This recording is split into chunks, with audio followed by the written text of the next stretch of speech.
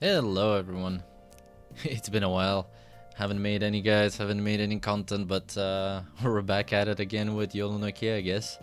So, a couple of things before we start this actually is pretty important. Get some HP recovery add-ons. It's gonna be necessary for the last phase, last mechanic, because it will save your life. As well as, if you can allow yourself, get an elixir rotation. The elixir rotation is in the screenshot here. I will also put it in the description down below. So if you can get those elixirs, if you can get your hands on the optional one, it will help definitely. The optional one is not required. And last but not least is medkits. Medkits could save your run dramatically, and they work now in all 3 of the dungeons, so I don't see a way of not buying them, because it could save your run, save your time, and make it go perfect in 1 run rather than doing 10 runs. So now that we got these out of the way, let's continue on to the guide. In the first phase of this fight, when you drop down, there's going to be Vendum spawns. On the bottom right, bottom left, top right, and top left of the arena, there's going to be a Vendum spawn. You split your party evenly, kill those Vendums, and then you go and kill the Golems. Now these green orbs, they could be ignored in the first phase, as they are only optional to do. Now what you do is you go to your jungle side and you clear the Golems that will spawn. As well as DPSing the Golems, you have to block the color that the Golem is emitting. In this case, he was emitting a green color, and I had to block the green color that was moving into the Golem. With the recent patch, they added also symbols to them, so that it would be easier for colorblind people to see which color/symbol is at the boss. Now once you're done with that, you get to the second Vendums.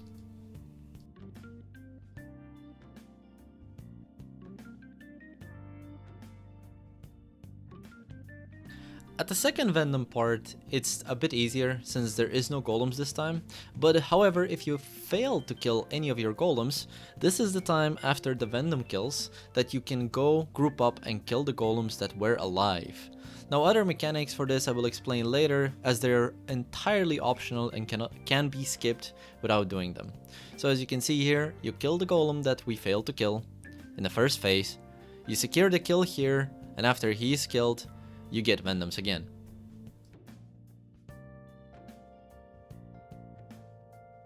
So at the third spawn of the Vendums, you will have another Golem spawn right after the Vendums.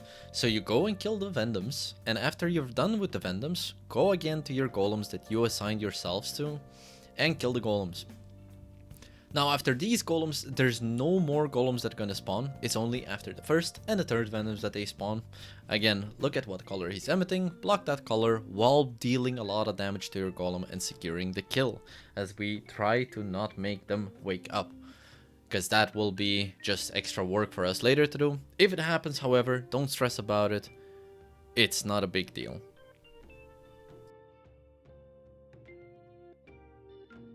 And shortly after, the fourth Vendum spawns. The fourth Vendum is the same as the second. You have again a downtime where you will have some free time to kill the Golems that did wake up that you weren't able to kill. Again, it's not bad if you fail. Don't worry about it. As long as it's only 1 or 2 Golems, it's not too bad. If it's more than that, you can start worrying. But however, just kill them in this downtime phase, and then the 5th Vendums will spawn. At the 5th Vendums, again, there will nothing be too big anymore because Golem spawn only twice.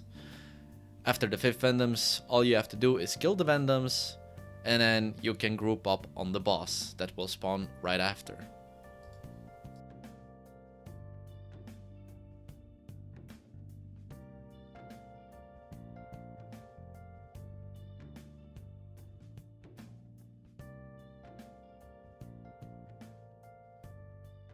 So yeah, after the 5th Vendums, Vrekahim spawns.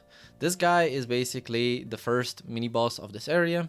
I would recommend them dragging to this corner here, as you would dodge all those lightning areas, and it's a pretty safe spot to DPS him in. Your objective is to just kill him, there's nothing specific about this. He will do a poison breath attack that you can see right now, and that's a lot of free time for you to burst him down, DPS him.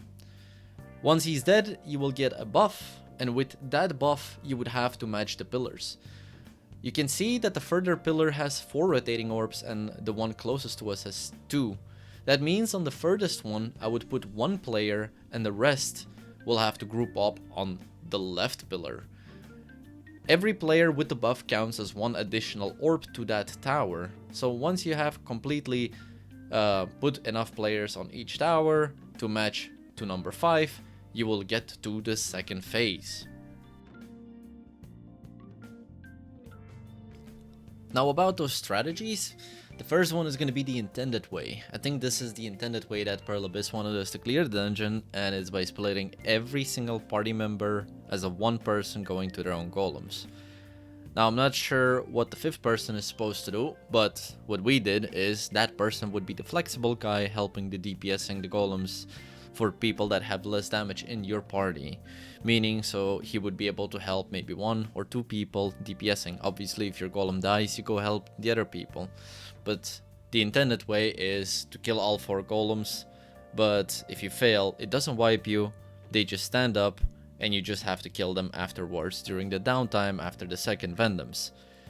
This way is gonna work for everyone who is very geared or plays a good PvE class. It's gonna be way harder for less geared parties and people who don't play meta PvE classes. Which means that brings us to other mechanics, other strategies that you could try out. The second mechanic or the second strategy is ignoring 1 golem. Now what you do here is you would split up your party instead of 4, you would split it up in 3.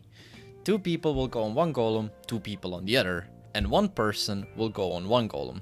That 1 person has to make sure he has enough damage to compensate and has enough damage to finish his golem. If the 2 people closest to you are done with their golem, they could rush over to you to help kill your golem for that 1 person that's doing it solo and secure 3 golem kills. This is dramatically easier and will make you stress less about collecting colors, make you stress less about dealing damage, and that 1 person, if he's confident enough to kill his own golem, that would leave you only with 1 golem to worry in the downtime, which you can easily kill with a lot of people. You can group up on it and kill it. This strategy really works well in a little bit less geared, less PvE classes, comps. I would recommend you, if you're struggling with the first phase, with killing golems, with everyone splitting up, try this one out. This one is insanely amazing, and we had a lot of success with it with different parties, and just try it out. It's really great. And as for the third method, it's a little bit of a pain, but some parties it may work for them. For some parties it may not work for them. So what you do is you split up again, killing the Vendums, but this time 2 people kill 1 golem, 3 people kill the other, and you totally ignore 2 golems in the first phase, and you would kill them during the downtimes, during the second Vendums later. This method is probably good for a little bit lower geared parties, but this will make sure the second phase will be a little bit harder, so I'm not sure if you should do this, but I'm just throwing it out there as this is a strategy that we did test, it did work for us, but we don't like it as much either. The one that I like the most is the second strategy, because not killing 1 golem and killing him later is just way nicer. But yeah, if you really are trying and it's not going successful, try this method out. Maybe it'll work for you. So basically, as a TLDR, after first Vendums, you kill golems. After second Vendums, you have downtime. After third Vendums, you have golems again. After fourth Vendums, you have downtime. After fifth Vendums, Vrekahim spawns and you have to kill him. And you have to get the buff from the Vrekahim. Split your party evenly so that both towers match the orbs up to 5. And you get to phase 2. But there's an extra. In the downtime, actually, you could bring the fossils to the middle after waking them up. How do you do that? Well, you grab the green buff from the Vendums that drop it down, and you bring it over to those sleeping fossils. If you do that, you could bring the fossils either to the golem to make them go KD'd again, or option number B is bringing it to the middle, and you could decrease one of the buffs on the boss that counts up to 11 to wipe your party, and it would decrease by every single fossil by 1. Now, most people, you could ignore this. It's something optional. If you don't need to do this, you don't have to do this, but it's just a nice thing that we found out. And generally you would never have to do it, because you start with that buff being at 1, and there's 8 golems, so that buff goes up to 9. If you let 2 Vendums go to the middle, now that's a problem.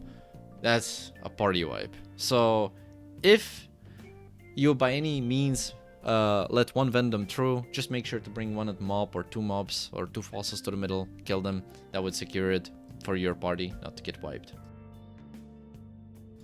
So now we can truly move on to the phase 2 of this boss battle. That's where you will have to fight 2 Tuntarosses at the same time, splitting your party in 2. 3 on the left, 2 on the right is my recommendation for this guide. 3 people will kill the one with the shield, 2 people will kill the one with the fire/electricity buff. Now let me explain those buffs first. Now for the buffs, both of these bosses, there's going to be 2 Runrosses, they're going to have their own buffs. That depends on the previous stage of the golems, how many golems you kept alive, how much damage they will do in this phase. Now, for example, this one has a lightning and a fire buff on them. He just did a lightning attack at level 3. I have 399 DP in my PvE setup, so I was able to survive it. But some people with lower DP, this will be scary for you, so try not to tank level 3 abilities. You can get wiped. Definitely don't tank the nature ability on the other side, the orbit attack, and definitely if it fire has at level 3, do not or try to dodge as much as possible. That's why you have your HP 5 add-ons, and you have your elixir rotation if you did invest into it. That will save you dramatically in this stage. That's about it for their attacks. Now what you need to do for the mechanic is get both bosses to 50%. That is the main mechanic of this part of the boss. You bring both of them to 50% health, and then you wait. Why do you wait? Both parties need to have them at level at 50% to then burst them down together below 40. Once the bosses reach below 40%, you executed the mechanic correctly, and you can move on to the next step.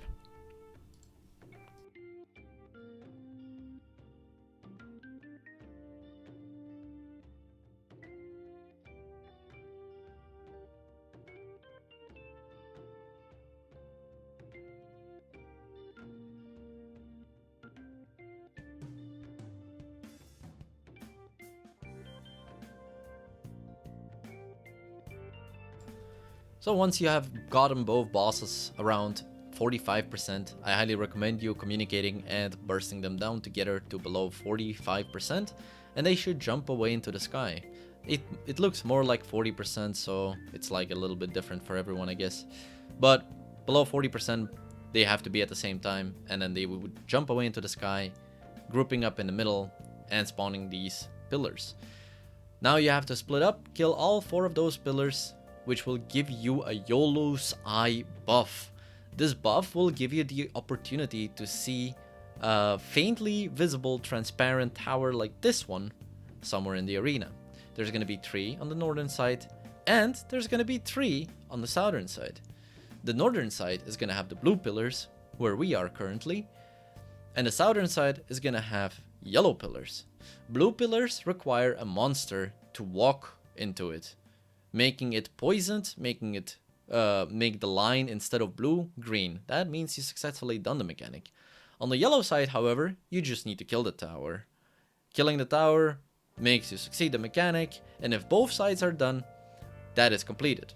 Now, however, here, we were too late on one of our towers, and that results in a party wipe. So if you're too late and you fail the mechanic, it's bad. So try to communicate a little bit here and get this done. You have a minute's time of completing this mechanic. If you take any longer, it's gonna result in a party wipe. Again, we got the buff. We're gonna bring the mobs to the blue pillars, and the northern side kills the yellow towers. Now, I've heard people say a lot about those towers as well, like you could just kill them. We always did it in one way. I'm not sure if it's the correct way, but we keep one yellow pillar alive until the blue side is done with bringing the mobs to the blue pillars. Once the last one has been brought, we call it out, and the last person on the last yellow tower on the southern side kills this tower to make sure that we complete this mechanic and can move on to the last phase. This phase is basically at the end. Now you just kill the boss and you get to phase 3. You don't have to kill them at the same time no more or time anything. You just kill both bosses and you move on to phase 3.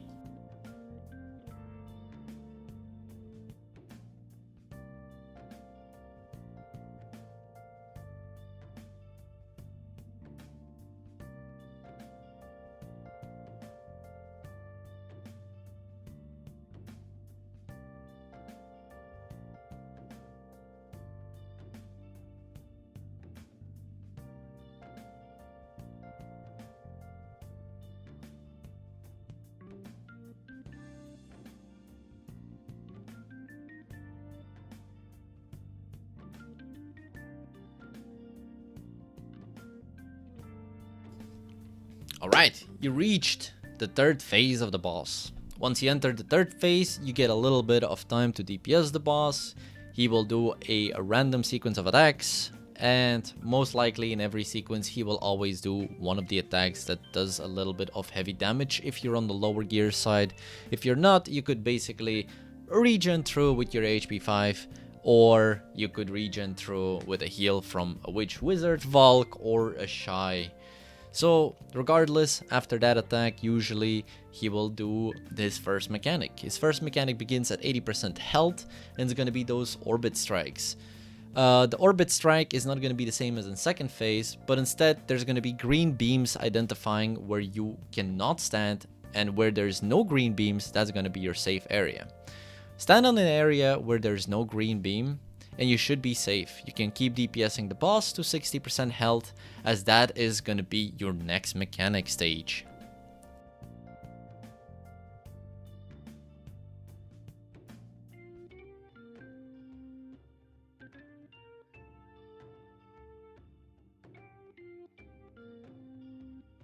Now when he reaches 60% health, from time to time he will send you a message. You dare mock me like ores? And he will leave 5 bottles of water on the ground. When he blinks red, you want to walk in those puddles of water, resulting you to gain a high DP buff to tank his damage that he will do afterwards. However, if you play an iframing class like Tamer, Sork, and a couple others that can chain perfect iframes permanently, you could entirely iframe the damage. However, if you fail to iframe it, or if you fail to do so, it has a chance of one-shotting you. On my Tamer, I was one-shot by it from the tests, so I highly advise you not doing that. Instead, when he blinks red, just go in the water puddle, get your DP buff. If you miss one and it's glitched out outside the arena or whatever, you always have your V as a backup. If you're scared, you cannot tank it. Some classes actually entirely tank this and then die, so I'm not sure why that happens. But however, worst case scenario, you can always V out of it.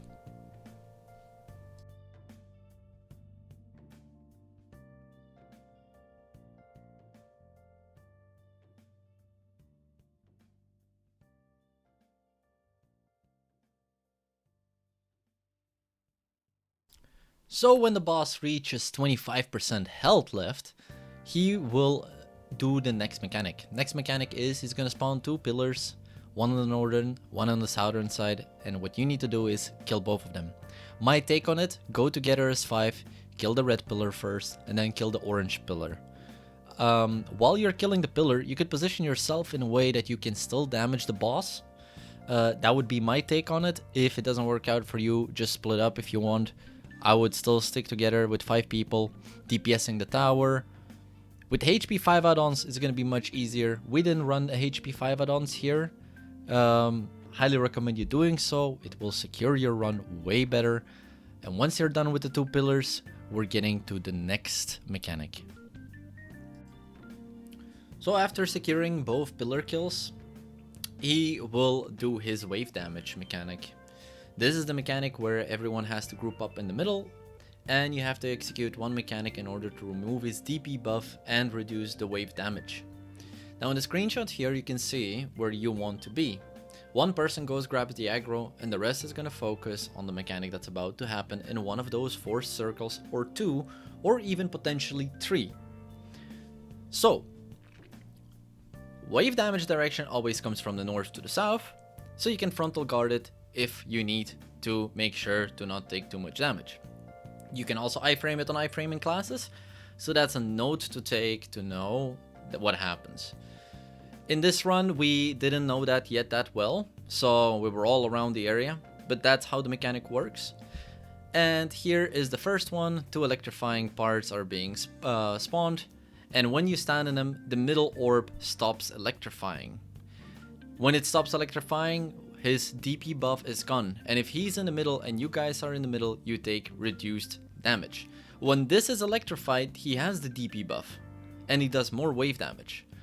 Although, however, he spawns these small bubbles of lightning, and if you stand in them, you will remove his DP buff, and the middle area is gonna take reduced damage of the wave. Another one small hint is, try to not stand in the back so that you don't get back attacked by the wave damage, because the wave damage still does hurt no matter what. Try to always face him from one direction. That's like my biggest hint on it.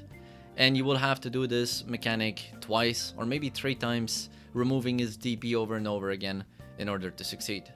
The Vendums in the back here, we did this a bit wrong. You just need to let them get to the middle, and if you kill the Vendums, they will heal you for a huge chunk.